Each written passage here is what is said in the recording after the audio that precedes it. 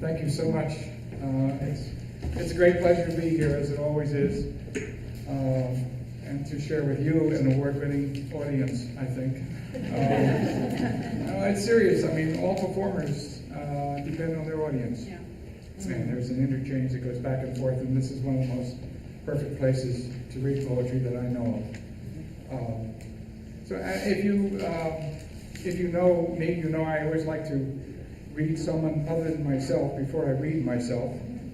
And this morning I have a somewhat sad task. I'd like to read a poem in memoriam to a woman you probably don't know. Patricia Monaghan is her name. Patricia passed away a couple weeks ago after struggling with cancer for a couple of years. She is one of the poets that is featured in a chapbook by Voices from the American Land. I do not know her. I never met her. I only know her poems. And I think that's the point that I want to make. How much we come to know people through their words. And these are beautiful words. I'm just going to read you one of her poems. By the way, she represents an area in Wisconsin called the Driftless area. I had never known about the Driftless area before until I encountered her poems. And I would say that now I'd like to go and burrow in the ground there. It's an area which was untouched by 4 glacial advances in Wisconsin, not too far from Madison. And it's a very special landscape. Voices from the American Land likes to do poems about landscapes. So this is called Ways to Leave.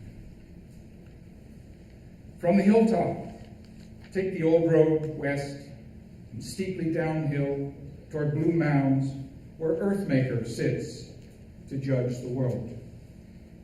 Or trace the creek. It rises near the hilltop and meanders southward to the river.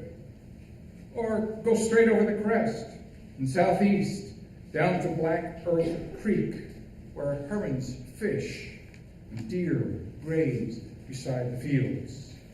So many ways to leave this place or any place, and so few ways to stay, as limestone from an ancient sea, as shadow, bone, and dust.